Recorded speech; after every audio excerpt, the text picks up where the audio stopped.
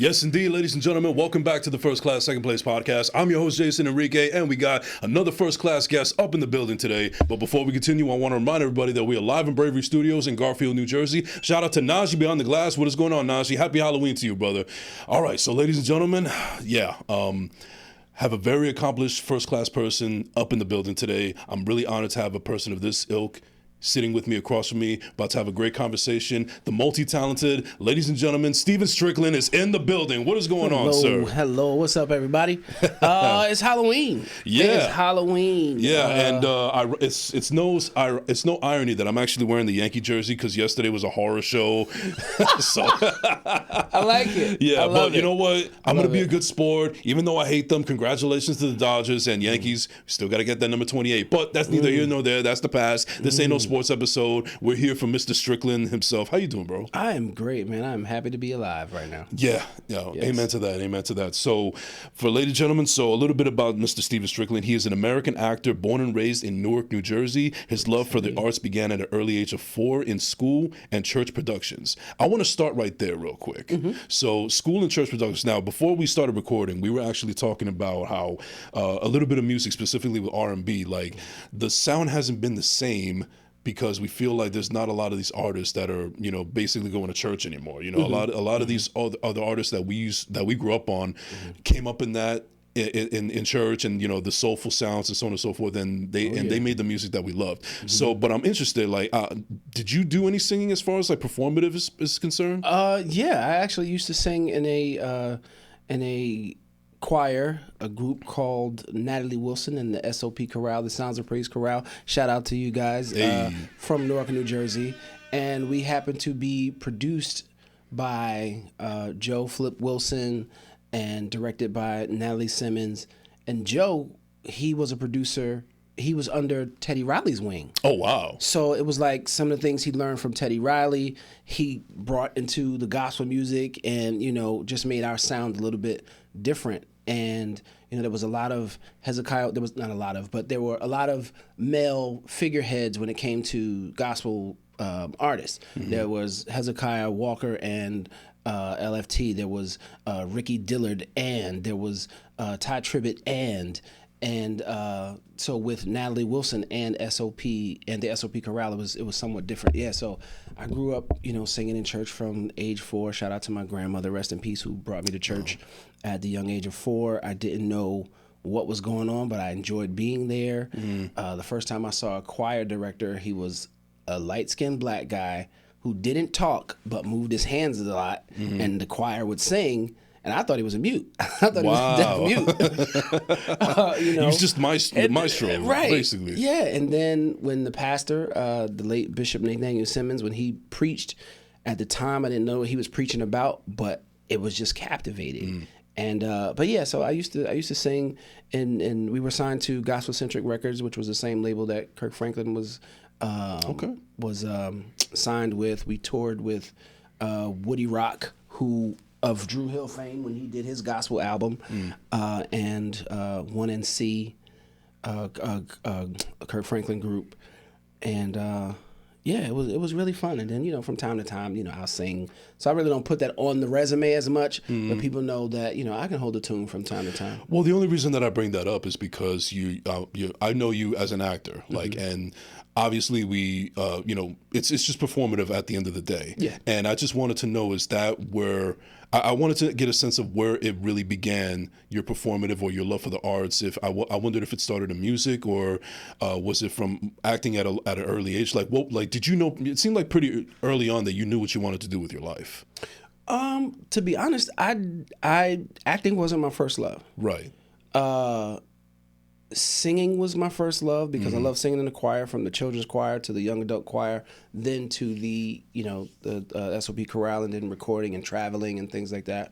But I wanted to be a football player. I wanted to be the next Emmitt Smith. Shout out to Emmitt Smith, number 22. Cowboys are sucking right now, but you're a Cowboy that's fan. That's our life story. Yeah, the year is ours until it ain't anymore. Right.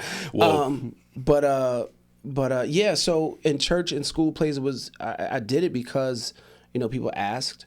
I didn't know what it was at the time. I just loved to be a part of that and having an effect I was too young to understand what was going on, but I had a good time, a great time doing it. Right. The first play I really, really remember was in the first grade, and I had the lead role in the Easter play, and I'm the lead in the Easter play, and I'm walking down the street, and there's 3 dancing eggs. They were my friends, Ifatiah, Sean, and Charles. And my leading lady was Kiana Fulcher. Shout out to Kiana Fulcher. I wonder how she's doing. And we're walking down the street. They're dancing, and around that time, that was 80s something, so there was break dancing going on. So I got to break dance and show them that I could dance better than them, and everybody loved it. But then, and still growing up in church, you have the holiday plays. You do Christmas, Easter, things like that. And then in not high school, and grade school, I did some plays in school. So I've always done theater. Okay. Right? And then when it was time to go to college, I got, recruited to play football, which I wanted to do. And I was like, okay, well, what would be my major? And this was 96. Right. And I was like, theater. Let me look up theater. I didn't wind up staying in school. But then in 1999, I auditioned for a play called Looking for Love in All the Wrong Places. Shout out to Monique Lisa and Body Language Productions. And that's when I found the love for it. The bug bit me many years ago, but the love came after that show, and I've been, doing it ever since, doing what I love and loving what I do. Yeah, you telling that whole spiel right now, I'll be honest with you, it's a pretty cool story, but at the same time, and me personally, on a personal level, there's just like a hint of jealousy there, and I'm going to explain why. Okay. I'm going to give you some context. So I knew pretty early on that I wanted to do something in the arts. I never took an acting class. I was never doing anything in theater or whatever, but I knew very early on, because of my love for movies, that I wanted to be involved in some way, shape, or form. And I tell this story all the time, that what really got me into wanting to be into the movies, or just acting in general, or just the arts in general, was 2 movies. It was Die Hard with a Vengeance and True Lies. And True Lies. Arnold. Oh, yes, exactly. Okay. Yeah. So those 2 movies were like, they were motivational for me. Like they were an experience. They were more than just movies for me. I don't know why, but I would also see the behind the scenes featurettes, and I'm thinking, man, this looks like something that I really want to be a part of. However, with my personal life back then as a kid and not having the things available to me, I was just under the mindset that, this is something that maybe I'll do when I cross that bridge. And, I grew up here in Jersey, but there was a time where I lived in Florida, and down in Florida, there's not really anything of that ilk to, prepare you for those kind of arts, It's definitely a football town. It's definitely a sports town. And, I actually did play a little bit of football in high school, but I was a third stringer. I wasn't any good. It seems like I was more on the practice field than in the actual field. I guess the way I say that there's a hint of jealousy there is because it seems like you and I have a lot of the similar interests and everything, and you were able to do the things that I wanted to do, but I never got a chance to do them. However, it's funny how life just takes us in different trajectories, because even though that's not the blueprint that I followed, foot by foot with how you did it, I'm still able to make it work in some capacity, and it still led me to you in some way, shape, or form. Yeah, I totally understand what you're saying. I will say that along the way, people would say to me, "You could do this. You could do this. I see you on TV." Like, I was affected. This is how I tell people, because I'm also a coach. So if you want acting coaching, holla at your boy. Hey. When you're on stage, and like, those movies affected you, right? Yes. So coming up, watching TV, watching my favorite shows, watching my favorite cop shows, I cried at the end of Splash. I don't know if you ever saw that movie. With Tom Hanks. Yes. Okay. I cried at the end of Splash, right? So I'm an emotional person. I can tap into my emotions or whatever. I'm not afraid to cry or whatever. But that movie moved me. Like, the actors brought me to the TV. It touched me through that. And I did say, when I was a kid, I said I want to be able to do that. I want to be able to touch people's lives. At the time, it wasn't necessarily I want to be on TV, but I just want to I want to affect people's lives. I feel that my purpose in life is to, entertain people and keep them smiling. I don't like when people around me are frowning. So some people may misunderstand that as me wanting to be the center of attention. I just want to be one of the people that makes people smiling, makes them have a good time, at least for while they're in my presence. You know what I mean? Right. And that's another thing how I feel like you and I are simpatico as well, because, I've been doing this podcast now for 3 years. And Congratulations. Thank you. And I've had an abundance of people humbly, congratulate me and tell me how much of a good job that I'm doing and so on and so forth. And I'm not an egotistical person at all. If anybody that knows me is that I tend to be self-deprecating, but it's all in fun. I just have that kind of sense of humor. But at the same time, I tell people, I let this message be known out there that, I'm not a person that thinks always too highly of himself. I mean, I don't think I'm a piece of shit or anything, but I just don't hold myself up to a pedestal like that. Okay. My ego just won't. I just don't have an ego that'll allow me to do that. But in a good way, I'm glad that it's happening that way, because everything that I'm doing, whether it's podcasting or acting or voice acting or whatever I want to do in life, I just want to be an example to show people that, hey, if I can do it, a guy like me can do it, then anybody else can. Mm-hmm. That's basically my biggest message, as far as when people reach out to me, they ask me, yo, how can I get into the podcast game and do this and do that? And I appreciate it, because I didn't think that people will come to me asking me for advice. Mm-hmm. But I also try to go in there with the sense that, hey, listen, man, don't try to overthink it. If I was able to do it, a guy that had a lot of self-doubt growing up, then anybody can do it. You just got to find your way. You got to find the path, and eventually it's going to happen. Yeah. And it doesn't hurt to have people that have been there, that are doing it now, like people asking you, how to do it. I recently got into the podcast game. I host a podcast. Shout out to On the Set Podcast, which will be, coming out soon. We're actually looking for a home. So I was asking you about. We'll talk about that off camera. Yeah, but, where's Mark when you need him? Huh? You know what I'm saying, right? So. My train of thought. Oh yes, so I love giving pointers to people. Mm-hmm. You can't. The information is not for you. If that was the case, there would teachers. There would be no teachers. Right. Teachers learn all this information, and that's the what's the word? The evolution, or that's the circle of it. Mm-hmm. This person gets this information, they teach it to this person. They teach it to the next generation. Teach the next generation. So helping people is what I do. I believe that's a strong way to move throughout life, helping others. Right. I'm a people person, so. I could sense that, absolutely. So for me, and I'm always transparent on the show, and I'm just transparent in general. I have all these things that I want to do in life. I mean, I already have this podcast, and I want to definitely delve more into the arts, as far as like acting and possibly directing. I did a couple of things here and there, but I'm also a person that still has a 9-to-5, because I still got to pay the bills. And the level that I'm trying to get to is people like yourself and others that I know that, hey, this is my 9-to-5. This is what I do, and I don't know the trajectory. I know it takes a lot of hard work. It takes a lot of time. It's going to be like peaks and valleys. It's not going to be smooth sailing. But if you just have that drive and you have that passion, there's nothing that could stop you. And so I definitely feel like I do have that passion. It's just I got to shake off that.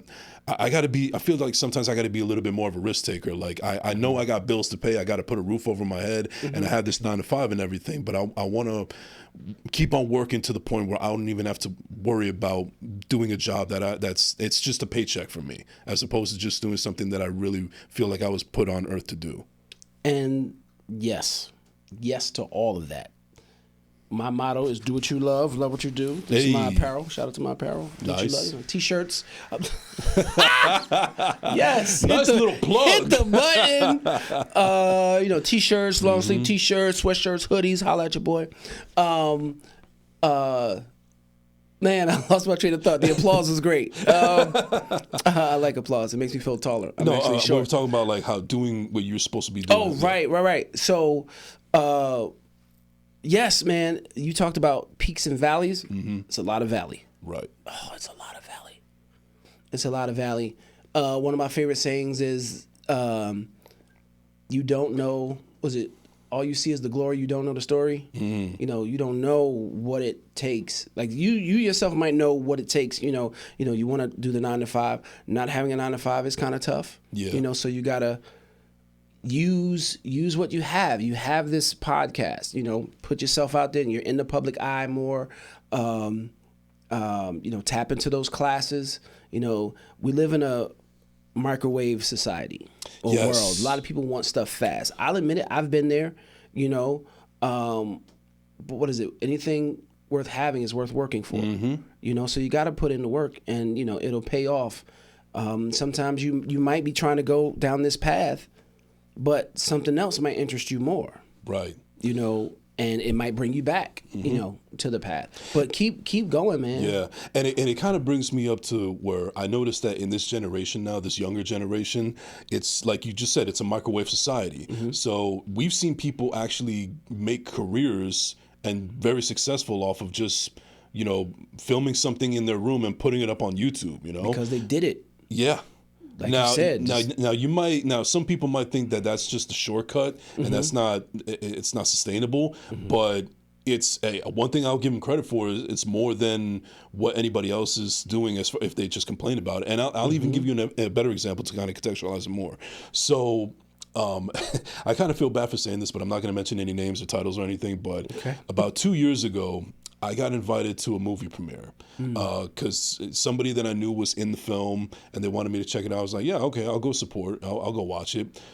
It was probably the worst fucking movie I've ever seen in my life. Terrible. I'm gonna take a drink to that. Ooh, shots fired. Yeah, oh my God. Everything about it was horrible. It was excruciating. I wanted to leave the theater, but I didn't want to disrespect the person that invited me. However, looking it up from the other side of the view, was it a terrible movie? Yes, probably the worst fucking movie I've ever seen in my life. However, I will give respect and credit to the people that actually did it, because even though I wasn't a fan of it, and maybe there's other people that did like it, at least they actually fucking did it. Yeah. They actually got the equipment, they got the script, they got the actors, they got the budget, they got everything that they needed to do. Even though it wasn't a project to my liking, they still did it. And I'm a person about actions more than words. Right. And you know, shame on me for actually talking shit about a movie that I don't like. But I haven't even started at that time. I didn't even start anything yet.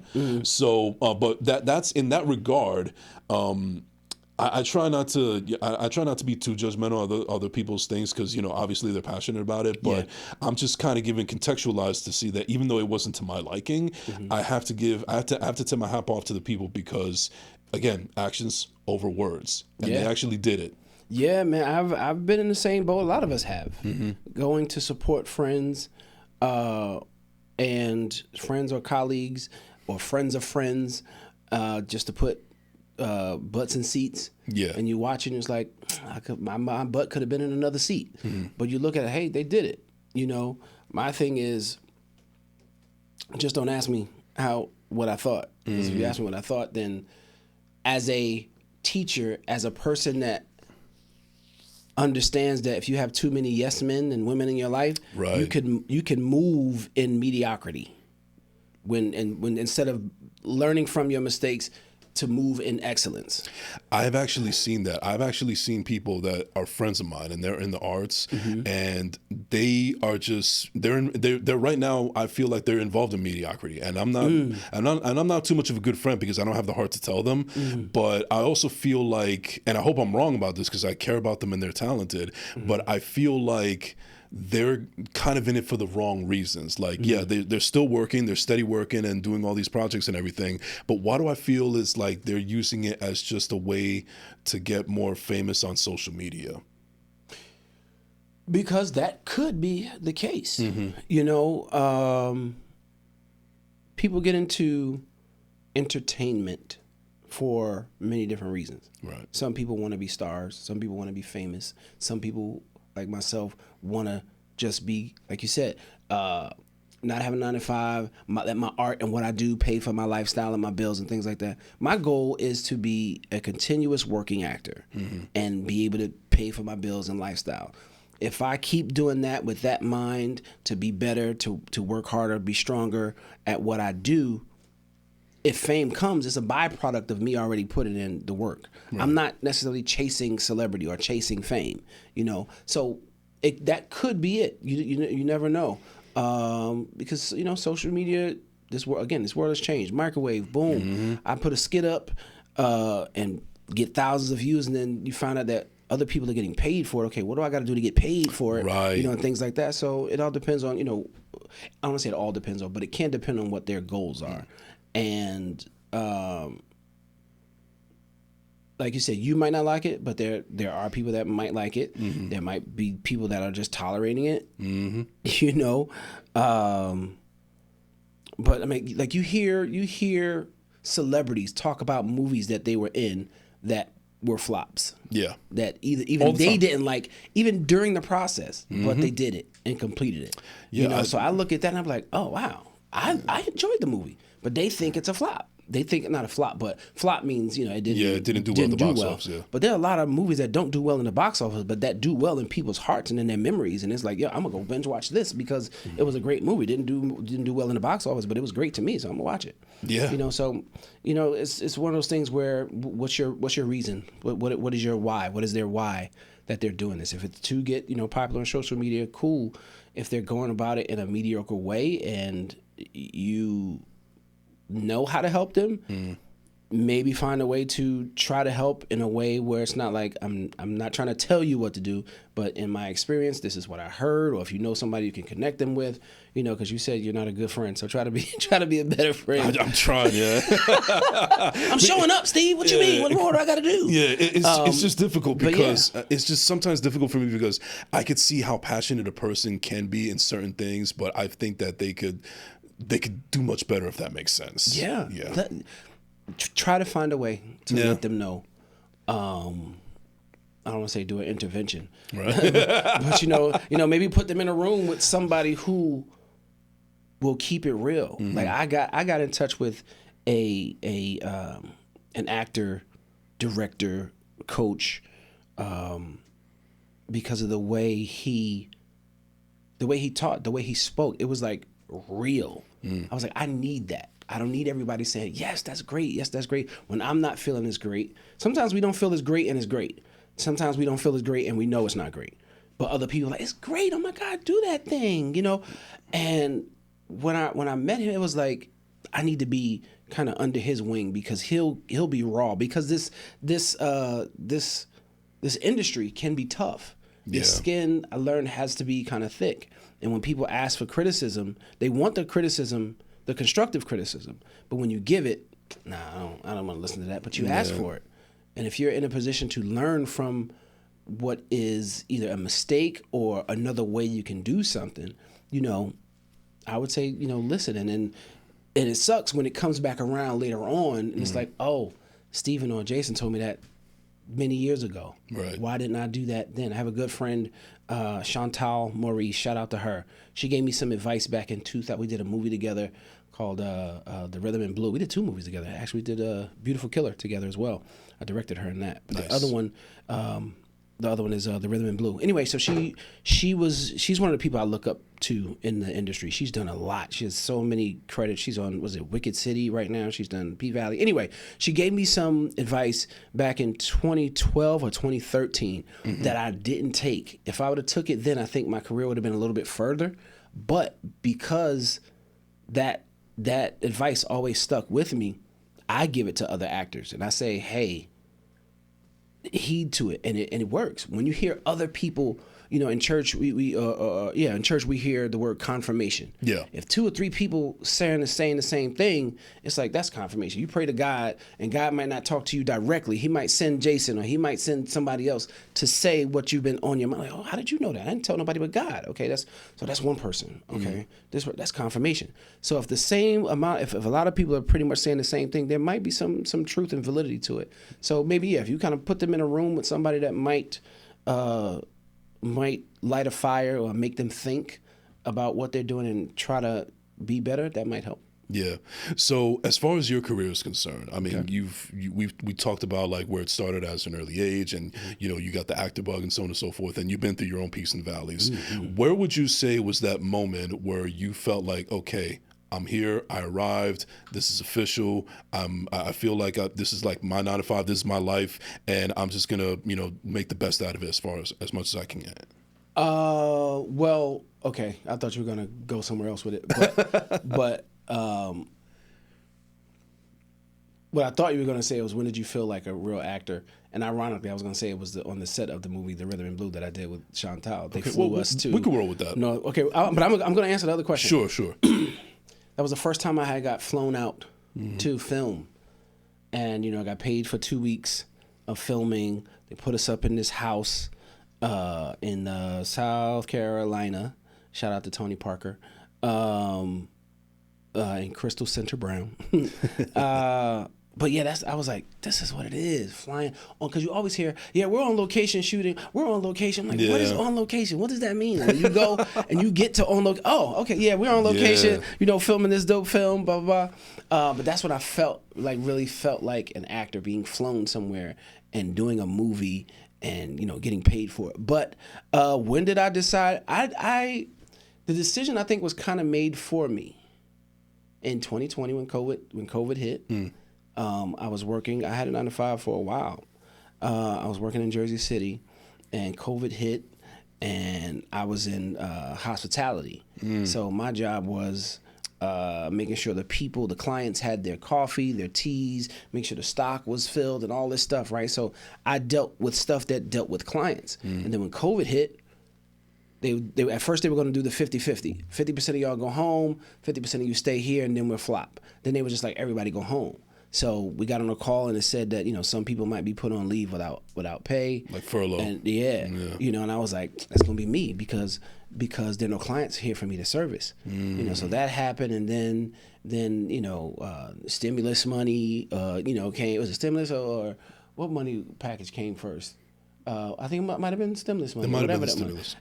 That money came. I was like, okay, cool. I need to put this money and start taking care of things that I need to take care of. And then it was like, I had little part-time things here and there.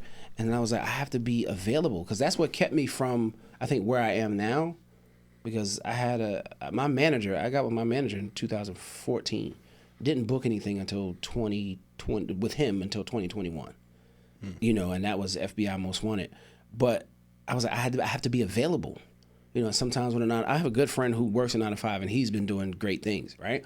Shout out to Stephen Cofield. He was just on FBI Most Wanted. Nice. Like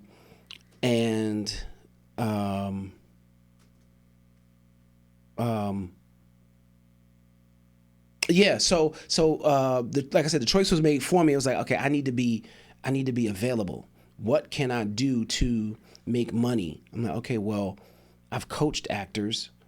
Let me do that. Let me coach. Let me teach. Let me put myself out there as a coach, as an audition coach, as a self-tape coach. I do that, to make money. I've always hosted events starting in 2009. So I do that. I host, weddings, all different types of, things from A to Z, and then every now and then somebody have me direct something. So the things that are in my tool belt, the things that I'm capable, the talents that I've been blessed with, I'm able to use that, and make money. But sometimes, like I said, there's a lot of valleys. Sometimes it's rough. It's hard out here for a pimp. We did have that. So it was kind of made for me, and I was like, this is I have to be available, and it's tough, because you do have a rent. You got bills to pay. I'll be transparent. Today, PSE&G came by to shut me down, shut me off. I had to make some calls and get, call in some favors, and I got people to pay back. So when you do that, it's like, okay, I get this check from this next gig, but I got to pay people back. Yeah. So it's tough, but because I do it because I love it, and people know the passion that I have for it. That's the point. People know that I have the passion for it. I'm trying not to get emotional, but people know how much I love everything that I do. They are my village. They support. They pour into me, and when I'm able to pay them back, I pay them back. But you can't do it alone. Hey, listen, man, I feel where you're coming from, because ironically, PSE&G came to my place 2 months ago, ready to shut my shit off as well. Matter of fact, they did shut my shit off. I basically was out without electricity for 2 days until I got my first paycheck, and then I, took care of it. But it's hard out, and this is coming from a guy that actually has a 9-to-5. And I have a 9-to-5 on top of doing everything else that I'm doing. And there's people out there that could say, well, all right, you're struggling with money and everything, and you do have a job, and congratulations, but I feel like you're also putting money into and time and effort into things such as your podcast, where, I'll be honest with you, I'm still trying to get like sponsorships and monetization and so on and so forth. It's a slow and steady race, trying to get there. But, there are peaks and valleys that I go through as well, but I wouldn't do this if I didn't have the passion for it. I mean, honestly, I'm too broke to go to therapy right now. This is my fucking therapy. Man, Acting is my therapy. Come on, man. Come here. Yes. Bring it in. Bring it out. Bring it in, bro. Yeah, this, I was just talking about therapy the other day, bro. I'm Yeah. too broke to go to therapy. right. That's a podcast in itself. An episode. Yeah. Write that out, bro. Write that. I will star in it. Yeah, we'll book a session pretty soon. Right, right. Yeah, but the point is that I believe in this so much because there are other things, other avenues that I try to do when I was younger and they didn't pan out. Like I was trying to do music at one point and I fell flat on my face because I also realized that I was in it for the wrong reasons. Like I was actually trying to do it because I wanted to get rich and famous and tell everybody to kiss my ass and everything like that. And instead I'm the one that fell flat on his face and then that was actually a really dark moment in my life where, and I spoke about this on plenty of occasions on my show, and I apologize to my audience, but I'm to share with you. So there was a point where I felt like I just wasn't meant to do anything great or anything. All these dreams that I had, they were just dreams that weren't going to come to fruition. And then I just gave up and I became that regular 9-to-5 person, which is nothing wrong with that. It just wasn't for me. But when I settled, that's when I fell really into a deep, dark depression. And it wasn't until, ironically, COVID, where I saw everybody was doing podcasts and I thought, hey, maybe this is something that I could do because I'm not trying to become the next Joe Rogan and get a $100 million deal from Spotify. I actually want to do this because I feel like I have a voice. $100 million? That he got that from Spotify. Yeah. But I started doing this because, one, I feel like I needed to get my voice out there. 2, I had a passion for radio back in 2005 that never panned out. And 3, I felt like this is my own creative outlet that I know that I can't fail in. And so far I haven't failed. This is episode 153, and I feel like I'm already on a 1% projectile of podcasters out there. Because statistically, the numbers say most podcasters end after the first 3 months or the first 10 episodes. So, this is 153. This is 153. Come on now. Come on now. Lies they tell. Lies they tell. Yeah, man, keep doing it. I did a what I guess would be called a podcast. It was crazy, man. I was gonna, because when I was working, I had my cell phone and I had a work phone. They were both iPhones. One was I forget what versions they were. I think it was a 6 and a 7 at the time, or 5 and a 7 or something. And what I was gonna do was I was gonna do a podcast, and was I gonna sneak and use the office? Maybe. Edit that out. I don't know. But no. But I was ready to. I was ready to do it. I was talking to myself. I was like, I'm gonna do it. And I was like, I kept putting it off. Then I was like, I'm gonna do it. And then I, got let go. Right. And then I was like, you know what? I can still do it. I looked up StreamYard. I was like, it's too much to do that. I was like, I'll just go live on Instagram. So I did how many episodes? I forget how many episodes. But from May 4th to December 31st of 2020, I had my talk show, Strictly Speaking, with Steven Strickland. Nice. And a lot of people were like, bring that back. And I was like, I'm peaks and valleys, being afraid to do stuff. I suffer. I give into, I don't want to say suffer from, I give into procrastination. There are a lot of things I want to do. I'm still there, bro. There's a lot of things I want to do that I'm afraid to do, but I know people who can do it, and sometimes I'm afraid to ask them to help me do it. Like I have stories that I feel I can't write, so I want to ask people to write them, but I don't have the money to pay them like I know they deserve, because I know how it is when you're an artist and you're putting your work in. There's only so much exposure that you can do. When you get to a level, it's like, well, I need to be paid for my service. It even says in the Bible, I don't know exactly how you say it, but I think it's a man is worth his wage or something like that. But if I'm putting work in there, quality work in this, I should be getting paid. But but yeah, so I did the podcast thing, and then hosting different events and things like that. But yeah, man, just keep trucking, man. 153, and the odds were 10 and done, and you're at 153, man. So I applaud you for that. Thank you. And so does the producer. Shout out to Najee. Yeah, Najee. And just keep doing it, man, because it's the passion. Nobody can take that away from you. Yeah. So keep doing it, bro. Thank you, brother. Now, so this is just something that just popped off in my head right now. I kind of want to ask you that because I think you definitely fit this criteria of the question. Okay. So, around the time when I started like really taking acting seriously, I was not in a great mental headspace. I was going through my own personal problems and everything, but I also found out that because of what I was going through and all the different mixed emotions that were just swimming in my head, I was actually able to churn out some of the best work that I'm very proud of. Now I'm in a point right now in my life where I'm actually very good. I'm very happy. I feel mentally healthy so far, and I really got nothing to complain about.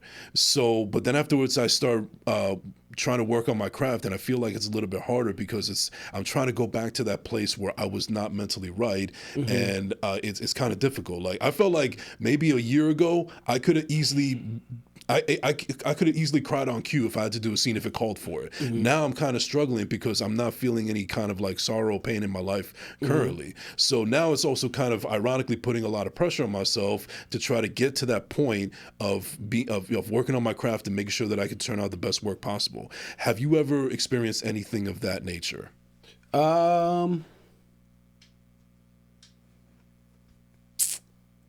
Trying to remember. Not quite sure. Not quite sure that I've felt that. I mean, I have had my moments where I was, depressed about life, about career, and things like that. And it might have hindered me from doing certain things, but not, the craft. But with that, I'll say to you, if you allow me to give you, Of course, yeah. If you don't have to go back to that, don't try to chase that. Have that in there. Have it in there for when you need it. Now, Keep it in my back pocket. If you're going to class and the class is okay, I need you to tap into emotionally, and and then maybe try to get there. But if it's not, it's there, and it'll come up when I think you need it most. Like I won't say this person's name, but I took an acting workshop some years ago. Right, and the acting coach said, "I need you to think of I listen to people. It's very important to listen, and as an actor, it's very important to listen." Yeah. This person said, "I need you to go back to your childhood, to a time where you felt you didn't have everything, and you felt unloved." When I was a kid, I never felt like that, so I couldn't tap into that, right? And we partnered up with a person, and we would have to share that with that person. They would have to share it, with us. So a lot of people in the room were like crying and stuff. The person that, I'm paired up with is crying, and I'm just there like, so the actor came around and was like, what's the matter? I was like, well, I've never felt at that time. I never felt like I didn't know I had less than everybody else. My parents were there, and I never felt that I wasn't loved. She was like, oh, okay, everybody give it up for Mr. Perfect. I was like, whoa. I'm not saying I had a perfect life. Don't try to put me on blast in front of everybody like that. I'm like, I followed your instructions. Maybe your instructions should have been a little bit different. Now, this is a known actress, I'll say that, a known actress, and I was like, don't do that. If you would have said maybe another period in life, I may have been able to connect, but I've always felt love, and I've never felt that I had like less than. Even when I know people had more than me, I never felt like it was less than. I have what I need. I'm alive. I'm breathing. Everything else is secondary. I have my mom. I have my dad. I have my family. I have my brothers. I have my friends. I have God, so it was just, so that just made me think about that moment where I couldn't tap into that because I never felt like that. But when you get like that, then you got to try to find different experiences or talk to someone who may have felt that way, get what they know and learn from them and try to, apply that. But don't put too much pressure on yourself if it's not something that you need right now. You're not going to set tomorrow and you got to do a real emotional scene. If that's something that's coming up, cool. But don't beat yourself up about that. It'll come when you need it, or maybe your coach, your teacher, or whatever may need to speak to you in a different way to try to get you there. Because that's another thing. You got to be able to talk to your actor. It's like a coach being on a football team. You got to be able to know how to talk to your players. Everybody doesn't take to yelling. If you yell at me, I'm going to shut you out. I'm not going to listen to you. I'm the exact same way. You know what I mean? So as a director, as a teacher, as a coach, you need to be able to understand your client or your student or your player's weakness, and try to talk to them in a way that they can understand. So take that gem with you. If Absolutely. It's a gem. Yeah. Now, with the work that I've been getting, I've been very gracious and very appreciative of the work that I've been getting. Mm-hmm. However, there's been a little bit of a running joke between my friends, and I don't even really take it too serious. I actually kind of laugh at it myself. But I remember when I had just booked a role for a short film, and then I told a couple of my friends, and they were like, "So what are you this time, a gangster or a cop?" And ironically, I was playing a cop. So I feel like because of my demeanor, my voice, and my hair, their words, not mine, I've been able to, those are the kind of roles that I've been able to land. And I don't think necessarily, I don't think, I don't necessarily care too much about being typecast, but I guess what I'm trying to get at is that I don't... Because the word in there is cast. Yeah. And I got cast. Exactly. Right. But exactly. But, I also feel like within me, maybe I just haven't honed it yet, but I feel like I have more to offer than just, what you see in the exterior, to make sense. If that makes sense. Definitely. I love playing cops, right? Grew up watching my favorite cop shows. Sure. And I've played a cop several times. My goal was to get on Law and Order, and through God, it happened, right? And I'm at a point, so my wanting to play a cop, it's in like, not just hit it and quit it type things. I want to be like a series regular where you see me every week doing something. I have a storyline and things like that. Because these characters aren't just cops. They have a backstory. They are real people. Right. That they bring, kind of like every day. Christopher Maloney. Yes, Chris Maloney. Yes, one of my favorites. I forget what Stabler. Stabler, there you go. Yes, Elliot Stabler. Shout out to Chris Maloney. But yeah, so now everybody, not everybody, but a lot of people hit me up and say, "Hey, man, I want you to be in this project, and I want you to play a cop." And sometimes I do it, and other times it's like, okay, I need to stop doing that because there's other things that I can do. So what I would suggest for you would be, if you know somebody with a camera, if you have monologues or scenes that you might want to recreate that aren't cops, that aren't bouncers, that might show you doing something emotional, that might show you as a dad, that might show you as a best friend, and things like that. Shoot that. Those are things called scene creations, where people write specific scenes for actors and record them and put them on their reel so people can see them in other types of roles. They may not have even been on major TV. They might not have had credits, but they can see that they're acting and that, they can pull this off, the different variety of the levels of, what you can do. So that would be, my suggestion to you. Yeah. Trust me, I know how that feels. When I first started the play I was talking about, the first play in 99, I played, what was the description? Flamboyantly gay male, right? And my good friend, she was like, "I got this role that's perfect for you." So I got there and I saw it was like, the character was Ray, flamboyantly gay male. I was like, "Excuse me, give me a second." I was like, "What the hell you mean I'm perfect for this role?" Like, I'm not gay. She was like, "Just do what you do. Imitate Damon Wayans, when he was doing Men on Films and Jamie Foxx doing one." So when I do impressions, people loved it. So I did that, killed it. I was the comic relief, one of the things of comic relief in the play. Sure. Did that. The second play that I did, I auditioned for the lead role, who was a straight man, but to show versatility, I put the gay man down on the application, right? And I walked out, I had the role. And then after they saw everybody, I was the only person that put down the gay character, so they gave me that role. Then another playwright wrote a play, and the character was like a mixture. I made him a mixture between James Brown and Little Richard. Okay. Right? So with Little Richard, it's kind of, that community.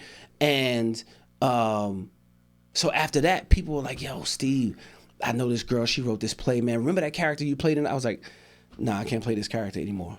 Because people started to think that I was gay. Like, guys started giving me their numbers. I mean, I'm not homophobic or anything like that. Right. But I was like, that's not me. So I had to like put that. I'm like, I can't do that. I can't do the flamboyant character. They hated it. I can't do that, anymore. Even though that's funny, I couldn't do that anymore. If I was gonna play somebody like that, it would be, somebody that was gay, but he might seem like a straight person or something like that. Sure. But yeah, I know all about, being typecast. So like I said, my thing to you would be try to record yourself doing other types of characters, and maybe that will help you book other roles as other types of characters. Yeah, no, absolutely. Now, one of the things that I get complimented all the time, and I appreciate, even though it kind of makes me feel a little icky because I don't think I know how to take compliments well too much, is people always talk about how unique my voice is, and one of the things that I've been really chomping at the bit at is voice acting. And what I've really discovered about voice acting is I kind of compare it to like singing in the shower. Like you're afraid to sing in front of a whole crowd, but you feel comfortable in your own skin in the shower. So like for me, like if I'm doing some voice acting, I feel like I can go all out, balls out. I don't care how my face looks. I don't care what kind of body movements I'm making. I'm just having like an outer body experience, and you're just hearing it coming out of my vocals. And that's just something that I found really, really interesting, and I just had a lot of fun doing it. And doing everything on camera is fine. I have no problem with it. I mean, I've done over 100 of these episodes. I have no problem being in front of a camera. So you had your balls out on camera? Is that what you said? Pause. Thank you. Because I was going to say pause a long time ago when he said, balls out. I was like, oh, that's a moment I shouldn't say pause, but I'm not going to. But go ahead. You perform in front of a lot of people. You're not afraid to do it on camera. Right. So, but it's just funny how, I tried the voice acting thing, and it was just like, I think that I was able to be even more performative than I ever could be on camera, and it was just very liberating. I definitely want to get into it. I've done maybe 3 voiceover things, and because I do not so many, but I do a lot. I do a few impressions, and I do these different voices. People always ask me, do you do voice acting? I was like, I want to get into it. I've auditioned for voiceover. I have maybe one that's running in a commercial now, and one I did for like a radio podcast. And what was the other thing for? I forgot. But I would really love to, get into it more and, do some voices for animation and things like that. Yes. You know what I mean? So there's a lot of voices in my head, that I would love to get out. So I need to do the same thing that I just told you. I just need to put myself on tape doing these things and try to get them out to people, put it up on social media, get my hashtag game up, because when I found out what hashtags like really were, and like some of them have nothing to do with the video, but if I'm doing a video, we're doing a video about Christmas caroling, and you're Scrooge and I'm somebody. Yeah. I'm Cratchit, right? Is it Cratchit? Whoever. Yeah. And under the video we hashtag Punky Brewster. Okay. We got fans of Punky Brewster that's looking for Punky Brewster. They click on Punky Brewster, and then they watch our video comes up. It's like, what? Why is this? And then okay, let's watch it. And then it's like, oh, I like it. And they might share it. So once I found out that the hashtag game, kind of helps. It's like, okay, let's get into that. But yeah, man, I want to get into voiceovers as well. And yes, you have that somewhat of that security of not necessarily having a camera on you and it's just your voice, and you can go 100. You can go past 100 and be crazy. Robin Williams, man. Oh my! I was just thinking that, like, that scene of Mrs. Doubtfire. Yes. Come on, man. Oh man, but it's funny because you would never think that this was a person that made me want to get into voice acting. But I was watching the behind the scenes behind the Boondocks, and I see Gary Williams doing Uncle Ruckus, deplorable character, but I'm seeing how much fun he's having voicing that character. Regina King, doing John Witherspoon. Rest in peace, John Witherspoon. Oh man, just I've even seen David. Yeah, they call him Silverthroat. Yeah. Okay. Pause. Yeah, right. Keith David. Cree Summer, who played Freddie on A Different World back in the day, she does a lot of voice. Oh man! And then when you find out who did the voices that were behind The Simpsons, and The Simpsons are still on, and they're still making money doing those things. They're just home in a booth or at a studio, raking in the dough, just speaking into a mic and doing these different characters. It's like. What was the phrase? They're making money hand over fist? Yeah, hand over fist, yeah. But but the money, but going back to what we were talking before, the money is one thing. Money is great, but you could see the passion that's coming out of that right now. Yeah. Like, I mean, I'll do little things here and there for free, just because I enjoy it and also kind of get my voice out there, but literally and figuratively. But that I just think that I think that when it comes to people like you, people like me, and a couple other handfuls that I can think about, I think that we belong in a company where we're not in this for monetary reasons or just ego or anything like that. It's very nice to be surrounded by people that have a common goal and have a common emotion and where you all want to get to. And it like one of the things that I'm always going to be grateful for this podcast is that I just started it and I didn't know where it was going to go. Never in my wildest dreams did I think that I was going to be able to rub shoulders with the likes of somebody like Steve Strickland or Crazy Legs or Joe Benigno. Crazy Legs. Wow. Okay. Yeah, I've had quite a few. April Hernandez Castillo was on my show. She was in the movie Freedom Writers way back in the day.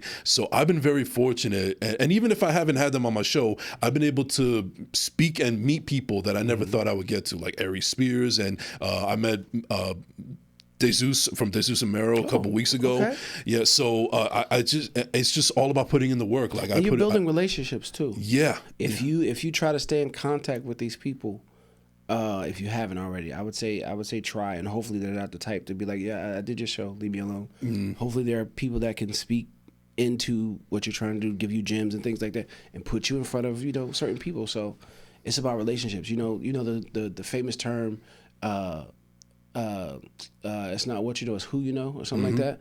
It's not who it's you not know. What you know. It's not what you know, it's who you know. I'll take it a step further. It's who knows you. Because I can say, yeah, I know. Thank you.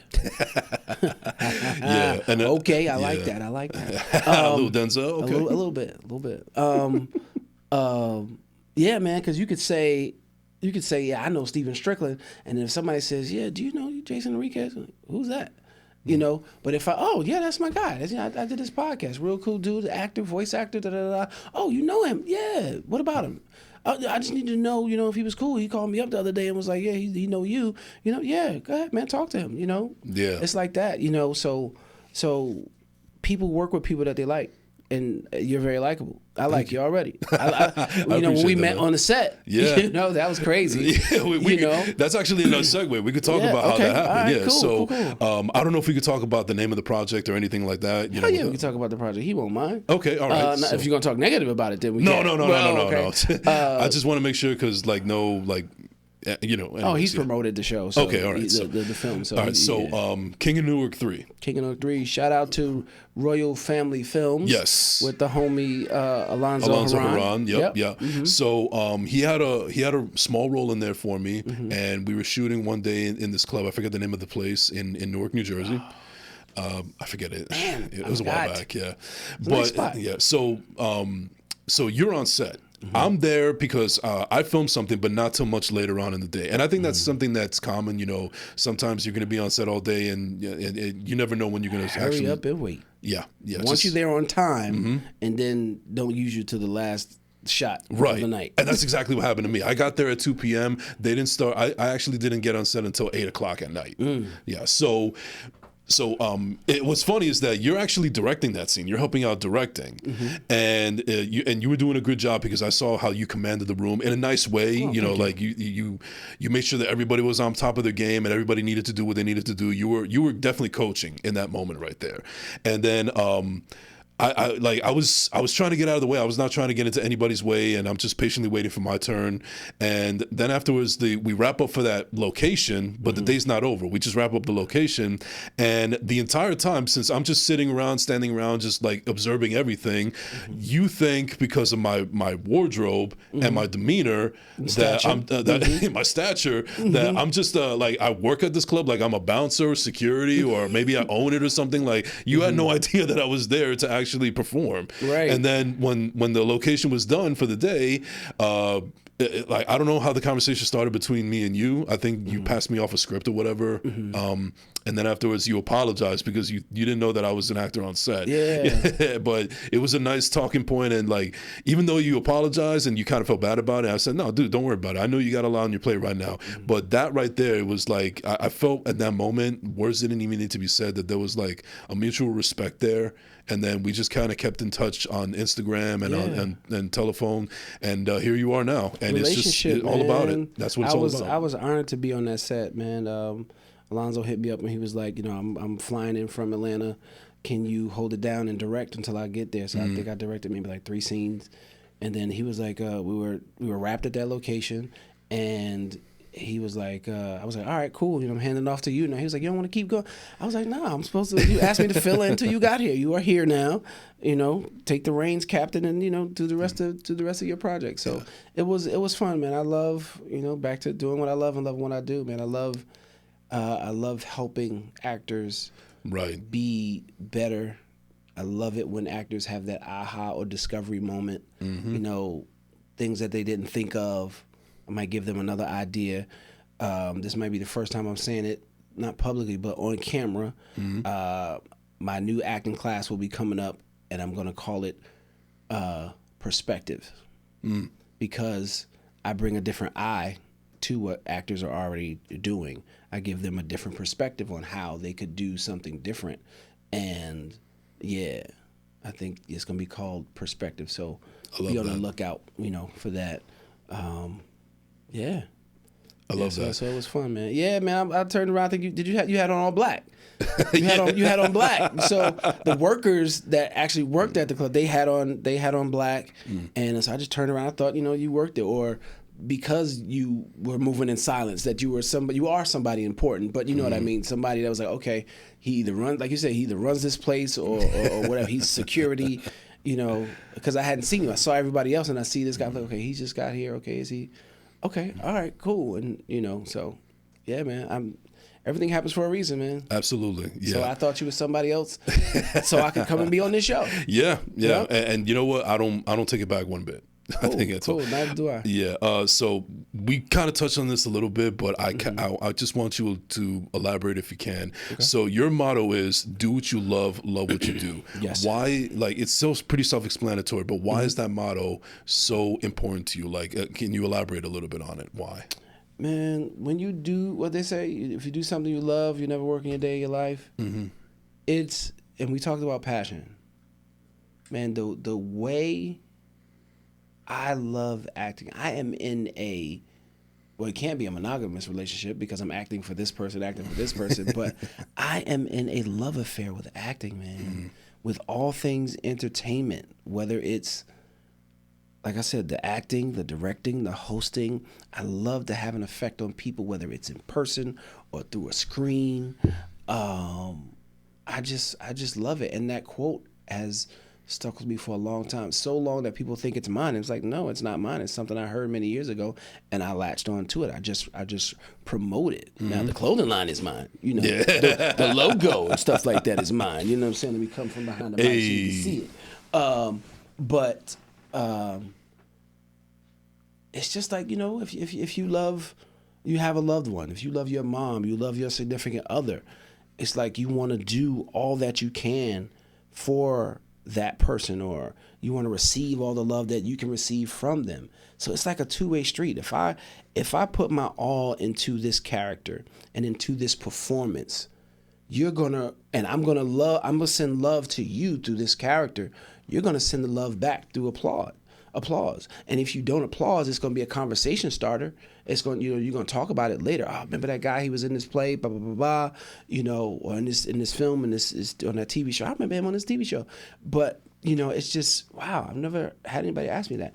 It's just the passion, like you said. We touched on it. It's the passion, man. I just love it. I can't see myself doing anything else unless I have to. And I don't want to do anything else. Right. In a world where we have a bunch of people in a world. One man, two men, one podcast. I love it. Bravery Studios. Hey, you might have to clip that. Bravery Studios. Hey, I'll come do some voice stuff. We can play here, man. Hey, shoot, I will come back to Bravery and we can do this. I see Mark back there. We can talk. We can talk after the show. But basically what I'm trying to get at, we can hear you. But so basically what I was trying to say is, in a world where a lot of people don't know what they want to do, you were very fortunate to find out what your purpose is in life. Cherish that, brother. Yeah, man. Is it Mark Twain? I think it's Mark Twain who said, most likely. Right? Was it the two most important, I'm paraphrasing, the two most important days in a man's life is the day he was born, and then the day he finds out the reason why. Yeah. I feel that's profound. Until somebody tells me different, that my my reason for living is to perform, whether it's via conversation to make somebody smile, make somebody happy. I get so passionate talking about it, man. I could feel it, bro. I was teaching at a school, and the kids were just so, some of them, not all of them, some of them were just so like disrespectful. And it's like, I'm trying to share some, like, you're here at a performing arts school to perform, and I'm trying to share this information with you, and you're just like disrespectful. And it's like, I cried in front of the students. I was like, I've been doing this for so long, and I'm just trying to give you a better way of doing something. Not a better way of doing something, another option. A different way, yeah. You know, some of you are ball players, you know, there's going to be basketball. But after basketball, if you don't make it to the league, what are you going to do? You have a love for performing or an inkling of, you know, wanting to perform. I'm just here to help you, try to guide you, give you something else to, you know, put in your tool belt, you know, to have it. If it doesn't, you know, if one thing doesn't work out, you have not something to fall back on, something else you can try.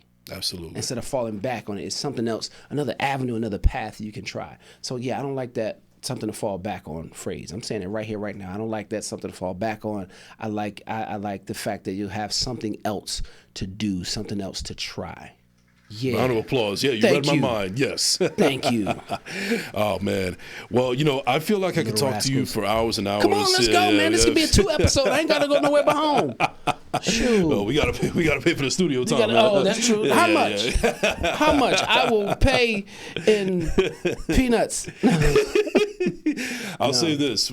Part 2 is coming soon. Yes, I would love to come back, man. Absolutely, man. So before we close out this episode, I just have one final segment. I do it with everybody. So this is a segment. It's called This or That. So basically, it's just multiple choice. If you've never seen the show before, it's based off of Black Sheeps. You can get with this, you can get with that. Just multiple choice question based around you.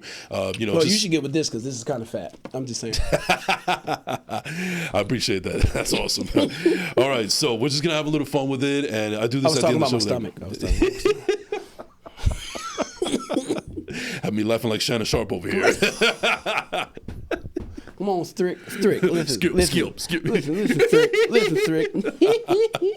All right. Oh, God, that's hilarious. Yeah. So, anyway, you ready, Mr. Engineer? Yeah, all right, here we go. Ladies and gentlemen, for This or That, you, Mr. Strickland. Yes. Playlist or podcast? Playlist. Slides or Crocs? Neither. Beach or pool? Beach. Okay. Dogs or cats? I'm going to have to say dogs. Okay. Even though I'm afraid of them, I'll have to say dogs. Cats are sneaky. Yeah. Are you an early bird or a night owl? Night owl. Instagram or TikTok? Instagram. To give or to receive? What are we talking about? I'm a giver. Introvert or extrovert? I am an extroverted introvert. Extrovert. Okay. Extrovert. Batman or Superman? Damn, man. The Flash is my favorite, but to answer the question, Superman. Okay. All right. Are you glass half empty or glass half full? What glass? Just any glass. There is no glass. There is no spoon. There is no spoon. Glass half empty, glass half full. Okay. There's more I can do. Yeah. Would you rather be embarrassed or be afraid? I'd rather be afraid. Okay. Would you rather be too hot or be too cold? Be too hot or be too cold? I'd rather be too cold. Cold puts me to sleep. Mm-hmm. Yeah. Do you prefer the window seat or the aisle seat? Window. Okay. Are you book smart or street smart? Apartment smart. I'm not from the streets. Street smart. Reading or writing? How about arithmetic? Reading or writing? Reading, and I want to get into more writing. Reading. Okay. Do you like ice water or room temperature? I honestly prefer room temperature over ice. Okay. Yeah. drama, or comedy? Damn. You think you can do this to me? Huh? King Kong ain't got shit on you. King Kong ain't got shit on me. This outfit today is Denzel inspired, by the way. Comedy or drama? Man. Dramedy. Thank you. Well, I'll accept it. Thank you. Drake or Kendrick Lamar? Who are they? No. Busta Rhymes. Okay. Man. Kendrick. Okay. Kendrick. And then finally, teamwork or solo project?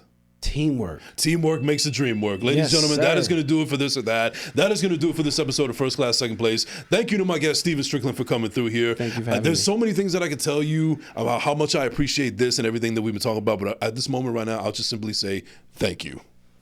You're Appreciate welcome. it. So where can they find you on social media really quick? You can find me on Instagram at I am whatever you say I am. If I wasn't, no. I am Steven Strickland. I spell it with a V because pH balance for women and I am all man. Hey. Yes, that was corny, but I've been using that for a long time. I am Steven Strickland on Instagram. My production company is Strickland Media Group on Instagram. You can find me on Facebook if you look me up against, Steven Strickland. Yeah, look me up on IMDb. Check out the things that I've done. Go watch some stuff that I've been in so I can get residuals and I can pay my bills and all that's good. Shout out to Only Murders in the Building. Shout out to Law and Order. Shout out to the movie Rub. Yes, go check out Rub. Check out Smile. Check out. I was in the first Smile. Lady in the Lake that just came out recently. Yes, on Apple TV Plus. Yes, I'll be in The Savant, which is coming up on Apple TV. Also, The Morning Show. I went to LA. I shot my first show. That's right. Congratulations on that, by the way. Man. Yeah, so that'll be coming out soon. I think it's season 3 or season 4 of that. Yeah, I've been blessed to do some things. So yeah, just holler at your boy. Follow me, on the gram. I just found out that I've reached my limit of people that I can follow. So once you get to like 7,500 people that you're following, I've been on Instagram since 2014. So yeah, but follow me and connect with me via DM. I can't follow you back right away. But yes, let's get connected. And always remember, do what you love and love what you do. Yeah. We gets busy. Thank you so much, Mr. Strickland, for coming through here. And ladies and gentlemen, you can find me at I am Jason Enrique on all social media platforms. Don't forget to like and subscribe on YouTube at Jason Enrique. Thank you so much for tuning in. We will see you next week. This has been the First Class, Second Place podcast. We out. I like that.